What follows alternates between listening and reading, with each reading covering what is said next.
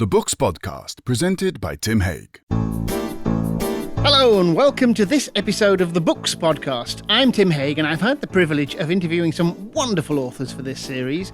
The Books Podcast includes interviews with Martin Amis, Joanne Harris, Ian Banks, Salman Rushdie, Steve Richards, Howard Jacobs and many others. So subscribe now on your favourite podcast player to hear them. And importantly, please tell your friends. For this episode, I'm joined by Cathi Unsworth. I did originally want this book to be called Goth in the Time of Thatcher because I very much saw the music as a reaction to what went on within her time in office. Goths are all readers and they love the cinema and they take notice of soundtrack music as well, very important. John Barry's got a big influence. I ask you, gentlemen of the jury, is this the kind of book you'd like your wives and servants to read? We're hearing Cathy's Garden, which is a treat, to talk about her panoramic account of the goth music scene of the 1980s. Cathi, thank you so much for joining us on the Books Podcast. Oh, it's my absolute pleasure. Thanks for asking. So, Season of the Witch, the Book of Goth. It's a hugely ambitious book. I mean, your canvas is enormous. And we'll talk about what it takes in due course. But to begin with, I want to say it walks the line rather adroitly between a narrative history and almost an encyclopedia. Yes, I was hoping it would end up that way. I did want it to be a sort of pop cultural history, reference books, social history, guide, your complete guide to the 80s phenomena that was goth, but everything that fed into that phenomena. Well, I think it does. I suppose what we ought to do is start off with a definition for the purposes of the book of goth, the music and also the cultural background, because they cannot be separated. No, it's true, and it's one of the running jokes through the book that the word goth was very much a pejorative term when I first heard it directed at younger people, and it's a bit of a joke. Various people have claimed that they invented that word. Ian Astbury from The Cult was one of them, and Abbo from UK Decay was another one. And obviously the romantic gothic era is referenced by early reviewers of some of these bands. But I guess they are part of a tradition that is, I think, part of our cultural DNA. The goth music of the 80s came out of punk and came out of bands who were very influenced by Malcolm McLaren and Vivienne Westwood, who managed to disrupt the music industry in what I discovered to be a very similar echo of the way Margaret Thatcher and Alfred Sherman, her political guru, had managed to disrupt the political system.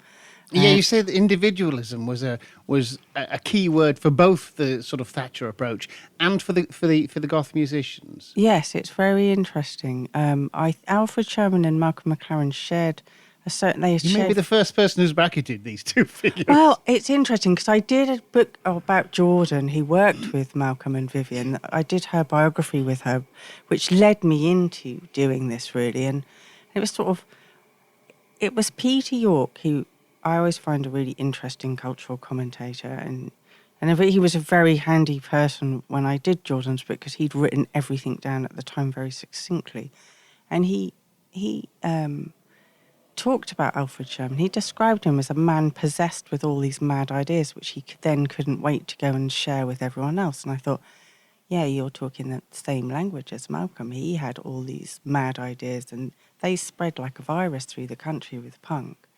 Alfred Sherman, he started off very much being a communist and fighting in the Spanish Civil War and, being part of the Secret Service during World War II as and well. Ends up writing speeches for Keith Joseph. Yes, and Keith Joseph can't sell his product, so he has to team up with a provincial shopkeeper's daughter, just as Malcolm had to team up with Vivienne, who could make his ideas into a saleable commodity. So, the music comes out of punk, of course, but it's not punk. Not just punk, There was a lot of the new wave that wasn't really punk. I mean, the Jam and your Elvis Costellos were not punk either.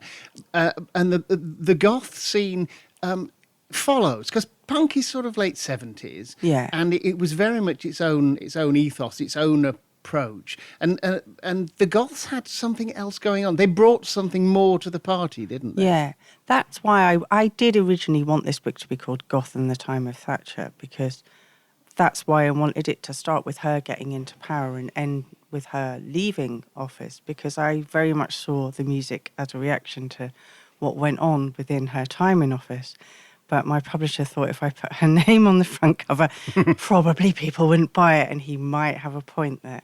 But yes, I think it's really interesting, and that's why every chapter's got a Goth mother and a Goth father. I love that, your Goth mothers and Goth fathers. And of course, you don't just mean musically. I mean, yes, you've got Jacques Brel and you've got all sorts of musics, but you've got Juliet Greco and Edgar Allan Poe, Yes. Aubrey Beardsley and Percy and Mary Shelley. These are influences that are feeding into the whole culture. Yes. And it's not just a sort of a building on a musical platform. It's a sort of atavistic cultural sucking, because that's another thing you say, that the Goths read books Goths in the way are that the readers. punks tended much less to. Yeah, punk was full of great ideas, and I think that it was a time when people did exchange a lot of books, and there were a lot of autodidact people, but most of them were very working class, actually.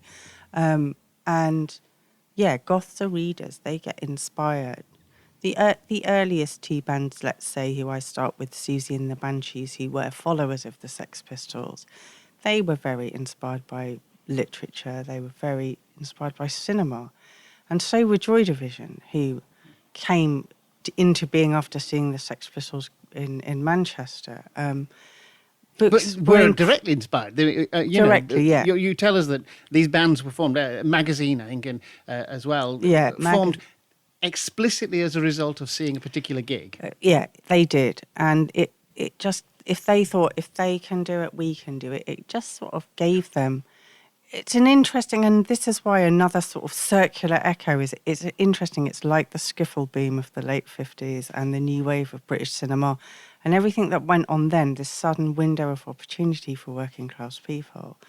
It very much mirrors that. And yes, our Goths are all readers and they love the cinema and they take notice of soundtrack music as well. Very important. John Barry's got a big influence on a lot of these people. Bernard Herrmann has got an incredible influence. The Banshees and Magazine were both covering Goldfinger, which Anthony Newley wrote with Leslie Bricusse and John Barry. And, you know, so their music was almost a cinematic reproduction or cinematic reaction to what that landscape they lived in looked like.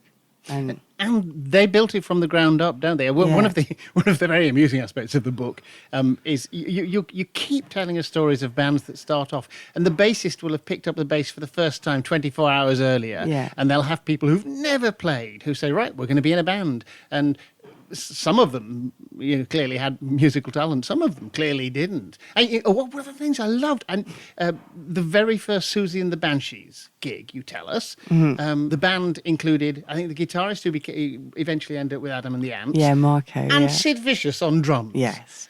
That can't have sounded good. No. Sid Vicious didn't sound good on bass. And none of them, apart from Marco, he was like the senior musician of those lot. And I think maybe he managed to keep it together. But no, they just improvised and they did the Lord's Prayer and they did a bit of Velvet Underground. They did whatever came to mind. It was just the fact they were doing it. That was the spark. That's it, isn't it? Yeah. It's not what they were doing so much as that they were doing it Yeah, for them. exactly. They felt an energy, they said, and they just wanted. And I think the Banshees probably are the most amazing creative force in this book. They continue to be. And it was so lovely that Susie's now doing her comeback tour. I didn't know that when we put her face on the front cover, but really that there couldn't have been anyone else but Susie on the cover. No, of course, because for her, for you at least, Yeah. she's the poster girl for Goth. Yeah, she is. And also, she actually made a real impact. I have to tell you that there are dozens of the bands in this book that I have never heard of, including bands that come from my hometown. Oh, I was born in Bradford. I never realised that Bradford had an actual music scene there when I A was really growing vibrant up. one, yeah. New Model Army. Yeah. Never heard of them in you Bradford. had your own new model army and you didn't even know. Yeah, I played my very first gig myself in Baildon. Yeah. And, New Model Army could have been in the pub at the time. They might well have been. In fact, I probably inspired them. Probably not. But actually, that does bring me to the next point I want to make. I have the sense that, unlike the sort of 60s, London and the 60s music scene, London didn't exercise the same gravitational pull that for the Goths. There were sort of thriving scenes in all of these provincial towns. In Leicester, well, Manchester's a city, but there was Hull and for God's sake, Bradford, and all those little pit villages in that big diaspora between Leeds, Wakefield. There was a massive Goth presence, and I found it really fascinating. The more I've done talks about this book and sort of even pieced together stuff that I hadn't quite realised when I wrote the book, but how, one of Goth's enduring influences is William Blake, and of course he saw the dark satanic mills at the start of the Industrial Revolution, and then Justin Sullivan from New Model Army, he just mentioned, writes in his song 1984, he quotes from Jerusalem, and that's the miners' strike, the end of the Industrial Revolution. So that's what I mean by this strange cyclical nature of... And you give us potted histories of all sorts of things in order to tie this up, to show why the music was taking these turns. You tell us all about the miners' strike, you tell us about Thatcher's goings on, and every so often there'll be a couple of pages on there's a potted history of Fenella Fielding at one point. But of course, but the thing is, I was thrilled by that. Yeah, bring it on. I want to know. Well, yeah, I do have a very vivid memory of my parents taking me and my very little brother to see Dougal and the Blue Cat, and my brother hiding under the chair in fear of the blue voice. And the blue voice is that's Fenella's role. It's a premonition of Margaret Thatcher. She says, no other colours will be tolerated. Blue is beautiful. Blue is best. I'm blue. I'm beautiful. And it is like that's a crystal ball reading of what's to come. And of course, Fenella has to be in there because of the carry-on screaming, mind if I smoke? Absolutely. She was a perfect Goth image. Yeah. And imagery is important. Sue would again exemplify that, because she always looked right for what she was. She looked amazing, yeah. And that's the thing, I had really good female role models growing up, and all these women, Susie, Lydia Lunch, Jules Denby, Danielle Dax, they all looked the way they wanted. They weren't styled. Lots of the time they were making their own clothes, getting stuff from second-hand shops. Something different was going on from the 70s. In the 70s, you had glam rock, you had your David Bowies and Slade looking ridiculous. But that was pantomime costuming in a way that for the Goths they meant it somehow, didn't they? Yeah, that's a very good point, actually. Although I think they took elements from glam rock. I mean, Mark Bolan was a big favourite, and Roxy Music and David Bowie as well. But that's the atavism, isn't it? That's having a sort of respect for the things you go. And you make a point about all these people having older siblings' record collections. Yes, and their modern Northern Soul record collections were very important as well, I think. That fed into a lot of Goth music. And the reason the book Season of the Witch, well, there's many reasons, but Susie's... Her inspiration was Julie Driscoll, who was on the mod scene and who had the close cropped hair and the big dark eyes and the beautiful voice, and her version of Donovan's Seasons of the Witch is, a Goth mother classic.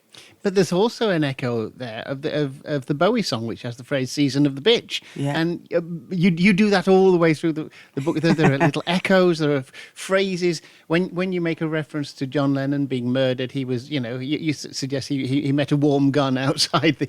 Happiness is a warm gun. You do that all the way through, which makes it very rich. It gives it a sort of a vibrancy and a texture that a simple history wouldn't have. It's much more novelistic in a way. Well, yeah, it felt to me like it when I started writing it. I thought it's almost like Lord of the Rings in a way, or something. Yes, it is. Yes, darkness it is. has come to the land, and our Goth heroes must fight the forces of darkness with their brand of darkness.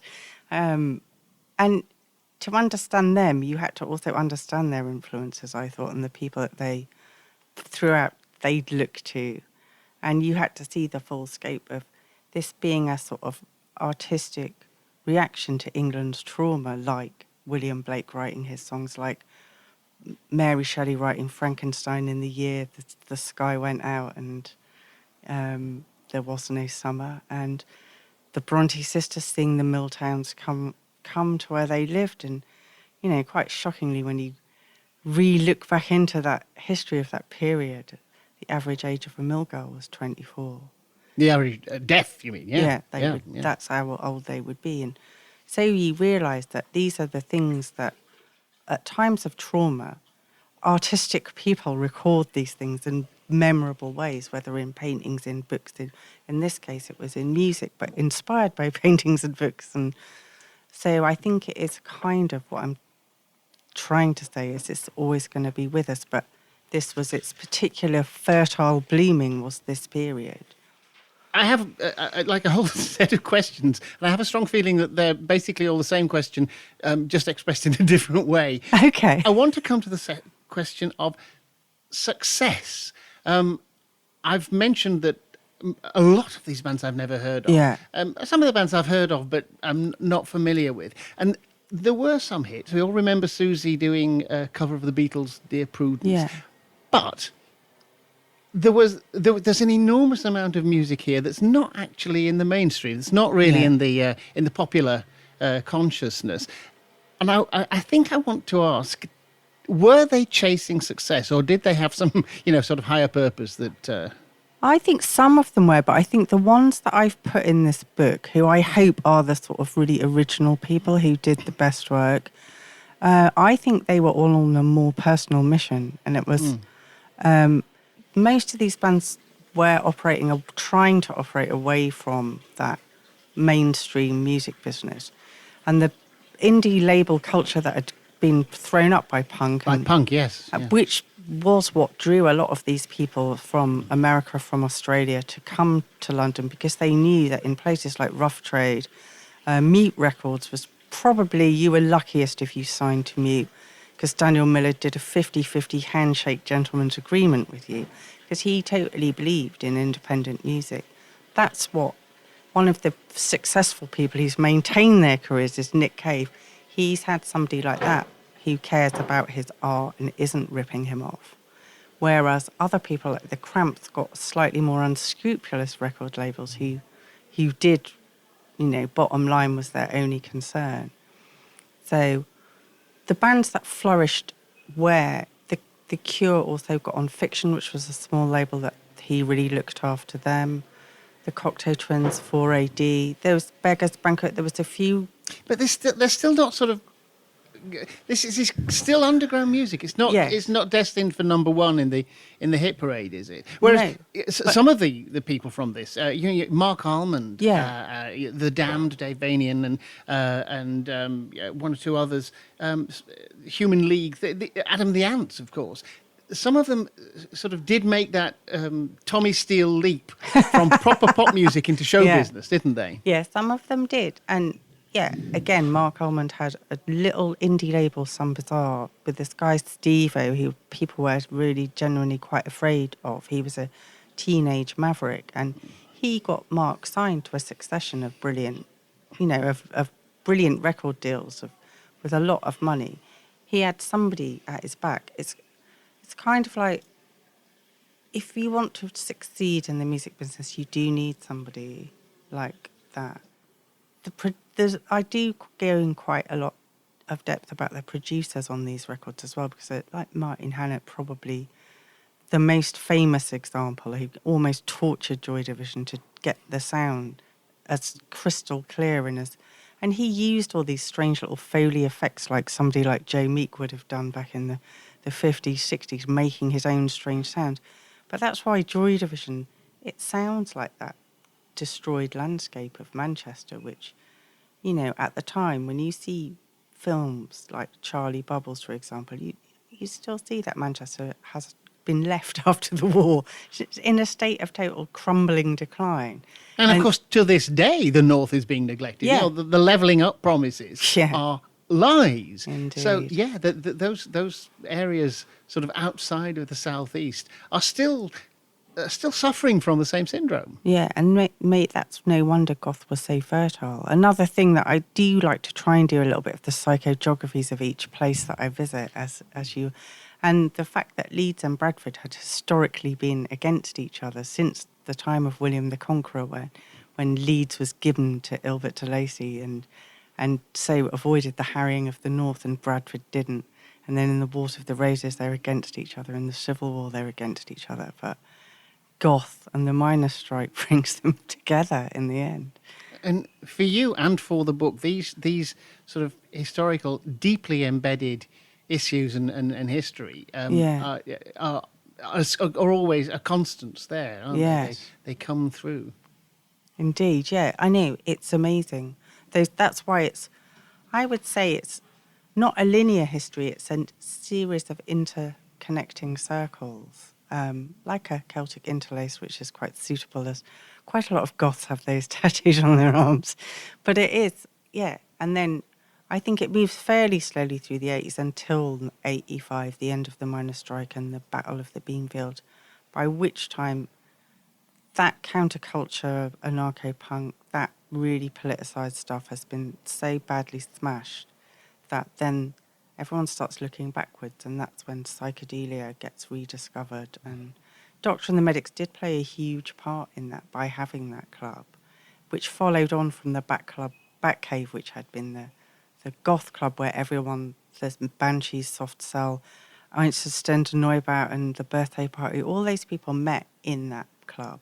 And then it went on to be, I mean, it's on a great ley line, that club. It's on 69 Dean Street, and it was Nell Gwyn's house to begin with. So you could write a whole book about that. Well, you sort of have. And the book is Season of the Witch by Cathi Unsworth, which is published by 9/8 Books at £22, and it's brilliant. Thank you. Thank you for talking to us. Thanks so much. If you've enjoyed this interview, subscribe now to be notified of upcoming episodes. In the next Books podcast, we'll be talking to film director and novelist Neil Jordan, who you remember made The Crying Game and Interview with the Vampire, among others. And also in the offing is Mike Jay's new book, taking a look at how drugs made the modern mind. So please do click subscribe now. That was the Books Podcast, presented by Tim Haig. Email Tim on tim@bookspodcast.com, Twitter @bookspodcast, and Facebook @bookspodcasttim.